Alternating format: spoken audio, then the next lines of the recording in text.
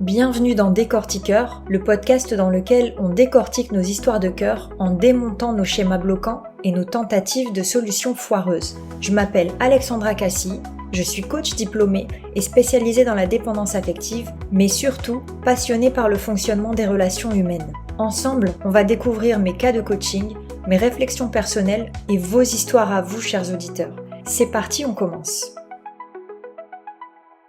Hello et bienvenue sur ce 10e épisode. Dans cet épisode, j'ai envie de m'intéresser à un phénomène qu'on peut observer chez l'être humain et qui est, encore une fois, totalement naturel, mais qui n'est pas très joli. C'est le fait de privilégier la validation de certaines théories plutôt que d'autres. Pourquoi on croit forcément en ce qui nous arrange et pourquoi on réfute automatiquement ce qui nous dérange. Est-ce que tu as déjà observé, comme je le disais, que ça soit toi avec toi-même, dans ton entourage, en politique, quand tu vois des personnes politiques débattre, dans les débats en général, est-ce que tu as déjà observé la facilité avec laquelle on va accepter tout de suite une info qui nous arrange, qui va dans notre sens, dans le sens du groupe qu'on peut représenter, des idées qu'on a, etc. Et à quel point on peut, au contraire, venir instaurer le doute, questionner un point de vue qui nous dérange. Ça, c'est quelque chose qui m'a, encore une fois, comme beaucoup de sujets que j'aborde sur cette chaîne, qui m'a toujours beaucoup intriguée. Et c'est ce qui, je pense, encore une fois, vient contribuer à la fracture de la société, au fait que tout le monde se bat les uns contre les autres, alors que ça soit se battre physiquement, mais aussi mentalement. Et surtout, je me souviens que quand j'étais à l'école, on nous apprenait à débattre. On avait des sessions comme ça où l'enseignant apportait un sujet et tous ensemble, on devait essayer de débattre. Et donc, il y avait des règles comme le fait basique de s'écouter, de se donner la parole, de se poser des questions, de rester courtois. Toutes ces règles-là, j'ai l'impression quand j'allume ma télé, que j'allume pas souvent, mais j'allume les réseaux et du coup je vois les meilleures séquences, on va dire. Mais quand j'observe ce qui se passe dans les groupes politiques, dans la vie de tous les jours, je me dis que quand même, qu'est-ce qui nous reste de ce qu'on a appris de la courtoisie? Qu'est-ce qui nous reste de ce qu'on a appris de l'éducation civique qu'on a eue à une certaine époque? Je ne sais pas si ça existe encore, mais qu'est-ce qui nous reste du savoir-vivre ensemble? J'ai l'impression qu'il ne nous reste pas grand-chose. Ce qui vient contribuer au fait qu'il ne nous reste pas beaucoup de choses du fait de savoir-vivre ensemble, c'est notamment le sujet de cet épisode, le fait que on soit, à mon sens, victime de quelque chose qu'on appelle le biais de confirmation. Et c'est tout l'enjeu du sujet que je veux aborder. C'est ce qui est à l'origine du problème qui est soulevé, le fait qu'on puisse plus débattre, le fait que chacun campe sur ses positions, c'est ce biais de confirmation qui est en cause. Alors qu'est-ce qu'un biais de confirmation? Je te lis la définition. Un biais de confirmation, c'est un biais cognitif poussant à privilégier les informations confirmant nos croyances préexistantes et à ignorer celles qui les contredisent. Je pense qu'on ne peut pas faire plus clair pour expliquer le sujet. Et dans le monde actuel dans lequel on vit, je pense que, à travers les réseaux notamment, à travers même l'intelligence artificielle, j'ai bien l'impression, on est encore plus victime de ce biais. Pourquoi ? Parce que l'info va dans notre sens par les algorithmes qui vont bien capter en fait comment on fonctionne, comment on pense, quelles sont nos valeurs, quelles sont nos priorités dans la vie et vont venir nous asperger d'infos qui vont dans ce sens. Je parle d'intelligence artificielle aussi parce que, comme beaucoup de personnes, je m'y intéresse et je me rends compte que les plateformes d'intelligence artificielle ont tendance à aller dans notre sens. Et si on leur dit pas d'arrêter d'aller dans notre sens, elles continuent. Et ce qui se passe même, c'est que quand je parle à une intelligence artificielle et que je lui dis arrête d'aller dans le sens de mes propos, contredis-moi, etc., elle me dit oui, t'as raison, excuse-moi. Je pense que c'est arrivé à beaucoup de monde qui utilise l'intelligence artificielle. Et donc, il n'y avait pas que ça qui contribuait au biais de confirmation, mais ça s'aggrave, c'est de pire en pire. Et puis on le voit sur les réseaux, les gens ont des convictions, les gens se permettent d'affirmer tout ce qu'ils pensent comme étant la vérité. Et ce qui me choque, moi, parfois, c'est que j'aime aller dans la session commentaires, comme beaucoup d'entre vous, et il y a parfois des sujets, par exemple, mon mari est pilote de ligne, et donc il y a des trucs que je sais parce que je baigne dans ce milieu-là, et quand il y a une info qui passe sur le milieu de l'aviation, je me rends compte à quel point les gens sont capables de venir affirmer des choses dont ils n'ont absolument aucune idée dans la session commentaire.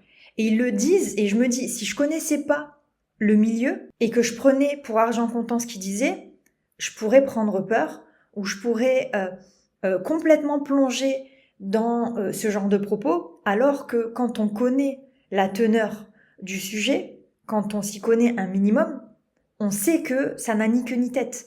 Mais le fait même que la personne, elle arrive, elle a un ton, elle a des mots qui trahissent pas du tout ses doutes, font que on peut se faire prendre au piège. Il y a plus de place au doute, il y a plus de place au questionnement. Tout le monde affirme des choses. J'ai l'impression que plus beaucoup de personnes ne se rendent compte que finalement, elles sont victimes de ce biais de confirmation, elles sont victimes de ce phénomène. Je trouvais que c'était bien en fait de ramener un petit peu de doute, d'humilité avec ce podcast en réalisant que il faut toujours partir du point de vue où c'est notre point de vue, comme on peut dire, c'est une vue de l'esprit. Et c'est toujours bien de se rendre compte de ça. Autre manière d'alimenter ce biais de confirmation, ça va être d'interpréter toutes les infos qu'on a. On peut recevoir une information, on est deux, on va recevoir la même information et on va pas la traiter de la même manière. Parce qu'on va la filtrer avec nos valeurs, nos croyances, nos blessures, etc. Et au final, on n'aura pas eu le même traitement de l'information. C'est ce qui se passe d'ailleurs quand on analyse les différents médias d'information. Tout le monde ne traite pas l'information avec la même teneur. Ce qu'on va faire aussi pour entretenir ce biais de confirmation, c'est de sélectionner les infos qui nous arrangent dans le sujet traité et de mettre de côté ce qui nous arrange pas. Toutes ces manières de faire sont pour moi à l'origine de ce phénomène, comme je le disais, qui a des conséquences à petite échelle, c'est-à-dire entre nous, simples mortels, on va dire, mais aussi des conséquences sur l'humanité. J'aime bien dire ça au fur et à mesure de mes épisodes, c'est que les sujets que je traite, j'ai l'impression qu'on peut les transposer autant dans nos petites relations du quotidien que sur la société et le monde en général. Faut bien comprendre que notre esprit, il est pas neutre. Il est orienté, comme je le disais, par tout un tas de choses, par qui nous sommes, par la manière dont on a été élevé, par nos valeurs, par nos peurs aussi. Et donc, encore une fois, je le répète, mais je veux bien préciser les choses parce que je veux pas me définir comme celle qui est meilleure que les autres. C'est juste quelque chose que j'observe, mais je me compte dedans. Moi aussi, si je travaille pas sur moi, je vais être victime de ce biais de confirmation. Et je peux l'être aussi parfois, même si je travaille sur moi. C'est très dur. C'est très dur, mais à mon sens nécessaire pour faire avancer les relations, pour améliorer la situation dans le monde. Et j'en suis convaincue. Soyons le changement qu'on veut voir opérer dans ce monde. Et commençons à petite échelle. Commençons entre nous, avec nous. Pour reparler du débat, je me souviens d'une fois où on parlait d'un sujet. J'étais avec quelques membres de ma famille, on parlait d'un sujet et quelqu'un du groupe avec qui on parlait de ce sujet a capté que j'avais pas de position. J'étais pas pour un clan particulier. Et donc j'avais pas forcément, c'est pas que j'avais pas d'avis, mais j'avais pas de conviction qui me faisait aller dans un sens ou dans l'autre. Et donc il y avait des gens qui donnaient des arguments en faveur de certaines choses, d'autres en faveur de l'opposé. Et moi, avec chaque chose qu'on disait, j'étais d'accord et en même temps, j'apportais des nuances. Et il y a quelqu'un de mon entourage qui m'a dit « Mais toi, t'es une vraie fauchetonne en fait, parce que tu vas dans le sens de tout le monde, t'es d'accord avec tout le monde. » Et j'ai été quand même assez interloquée qu'on voit ça comme de l'hypocrisie, parce que je n'adhérais pas à un clan. Je trouvais vraiment que c'était pas sympa et que c'était même pas, la personne n'avait pas fait l'effort d'essayer de comprendre mon point de vue. J'essayais pas de lisser les choses, j'essayais de voir le vrai et le faux dans chaque affirmation. Et je me rends compte que pour la plupart des gens, ne pas prendre parti, c'est être hypocrite. Et c'est pour ça, à mon sens, que quand on va mettre en porte-à-faux sur un plateau de télé, par exemple, une personne politique, la personne, elle va se raccrocher à son billet de confirmation pour éviter d'avoir à assumer ce qu'on lui met en face, les contradictions qu'on lui met en face. Parce que si elle assume ces contradictions, son clan va commencer à croire que elle se détache. Et le clan opposé va commencer à croire que que ce clan-là n'est pas soudé. Et c'est quelque chose qui revient, quand j'y pense, qui revient régulièrement, moi, dans ma vie. Il y a des passages de ma vie qui me reviennent en tête, où plusieurs fois, et pour différents sujets, à différents âges, j'ai pu être face à ça. Et on a pu me dire, non, mais en fait, toi, tu tiens pas avec le groupe. Mais non, moi, je tiens avec la vérité. Et encore, on peut parler de la vérité, mais la vérité, qui la possède? Mais j'essaye de me délester de ce biais de confirmation. J'essaye un maximum de voir les choses telles qu'elles sont, de les rendre transparentes. Je pense que c'est une explication au fait que j'ai souvent été seule dans ma vie et je le suis encore, enfin solitaire, pas seule mais solitaire. J'arrive pas à marcher en troupe parce que forcément à un moment donné, quand ça va pas me plaire, quand ça va pas aller dans le sens dans lequel je veux, si je peux pas l'exprimer, si je me sens pas à l'aise pour pouvoir l'exprimer, si je me sens pas entendue, si j'ai pas le droit d'aller voir ce qui se passe de l'autre côté de la rive quand ça me chante, c'est pas la peine. Donc je préfère avancer seule. Tout ça pour dire que oui, je suis humaine, que oui, je n'ai pas la vérité, que oui, je peux être aussi victime de ce biais de confirmation, mais que quand j'observe les relations, quand j'observe la manière dont tourne le monde, je suis motivée par le fait de me regarder en face et de pousser chaque personne à se regarder en face dans ses contradictions. Il n'y a pas de mal, c'est pas grave.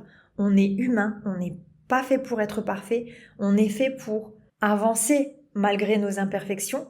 Et qui dit avancer malgré nos imperfections dit se comprendre, s'améliorer. On n'est pas parfait, mais on peut travailler à s'améliorer. Et s'améliorer, ça ne veut pas dire devenir parfait. Ça veut dire évoluer, ça veut dire changer, ça veut dire tester, ça veut dire se comprendre, ça veut dire se respecter et respecter les autres. Alors, 3 petits conseils pour essayer de sortir en fait de ce biais de confirmation. Première chose, déjà c'est de s'observer et de réaliser à quel moment, oui, je suis peut-être en train d'utiliser, d'être victime de ce biais de confirmation. Et c'est très facile, par exemple, tu vas regarder un débat politique que tu vois tous les jours à la télé ou sur tes réseaux, c'est de te poser la question, quels sont les arguments de l'autre en face, de l'autre partie? Comment je peux voir les choses autrement? Est-ce que je peux me mettre 2 minutes à la place de l'autre? Alors, je l'avoue, en ce moment, dans le monde dans lequel on vit, quand on se met à la place de l'autre, surtout en politique, on se rend compte qu'il y a beaucoup de mauvaise foi. Et donc c'est compliqué d'adopter le point de vue de l'autre parce que sa mauvaise foi fait que... Mais l'idée, c'est déjà de faire l'effort. Parce que si tu sais le faire avec une personne en politique qui est hyper hypocrite, tu sais le faire avec ton voisin, tu sais le faire avec ton conjoint, tu sais le faire avec ta belle famille, tu sais le faire avec tes amis, ton patron, tes collègues, peu importe. L'idée, c'est vraiment de se mettre à la place de l'autre, de son point de vue et de se dire, ok, qu'est-ce que lui observe? Qu'est-ce que lui voit de son point de vue? Je vais me mettre à sa place et je vais regarder ce qui se passe. Je vais observer ce qui est observable et qui ne l'était certainement pas de mon point de vue. Deuxième chose, quand on est soumis à une information qu'on a tendance à confirmer ou infirmer, peu importe le clan dans lequel tu poses cette information, l'idée, c'est toujours de te poser cette question. D'où vient cette info? Est-ce qu'elle dit vrai? Vérifier la source. Ça peut paraître basique, mais pourtant, on est très peu de personnes à le faire. Et encore une fois, je le dis, moi, il peut m'arriver aussi, très souvent, de le faire, de pas vérifier l'info, d'aller colporter ça, d'en parler, de prendre ça pour la vérité. Posons-nous toujours des questions.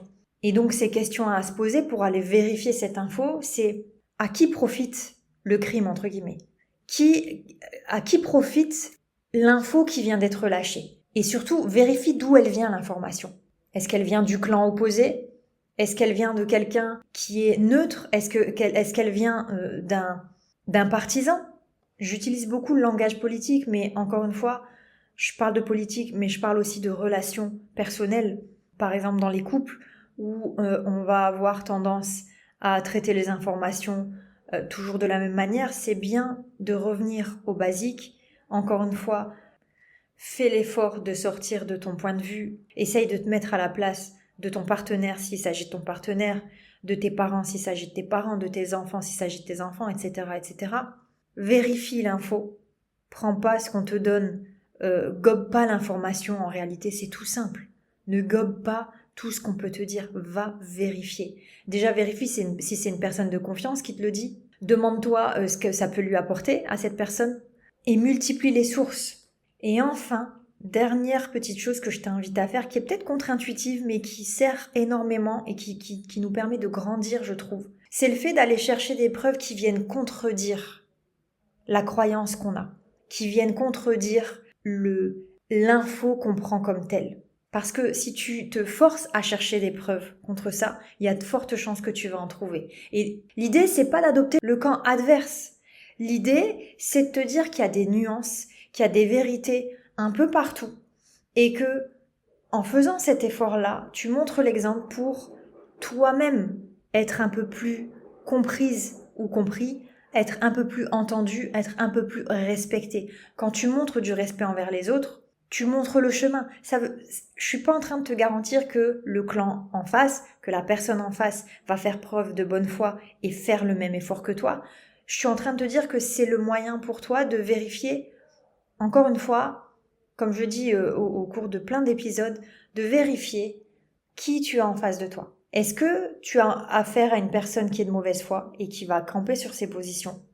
Est-ce que tu as affaire à une personne qui est capable aussi de se dire bah, moi aussi je peux mettre de l'eau dans mon vin et je peux m'améliorer et je peux ouvrir un petit peu le champ des possibles. Ensuite, tu sauras ce qu'il te reste à faire. Si tu es face à une personne qui est de mauvaise foi, bon ben c'est toi qui avises. Et si tu es face à une personne qui est de bonne foi, ça va renforcer votre confiance.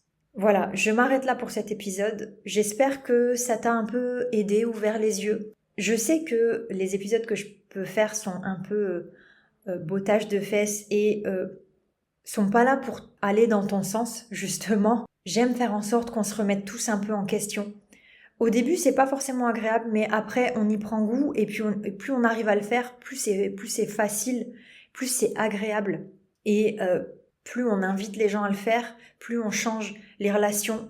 Et si on était nombreux et nombreuses à le faire, on pourrait changer le monde. Alors je sais que ça fait un peu Miss France de dire ça. Je sais que c'est pas pour demain la paix dans le monde, mais encore une fois, je le répète, soyons le changement qu'on veut observer dans ce monde. Arrêtons de camper sur nos positions. En tout cas, je te remercie de me suivre, de m'écouter, de t'abonner, de partager. Je te dis au prochain épisode et d'ici là, n'oublie pas, se comprendre ne vient jamais par chance mais par choix.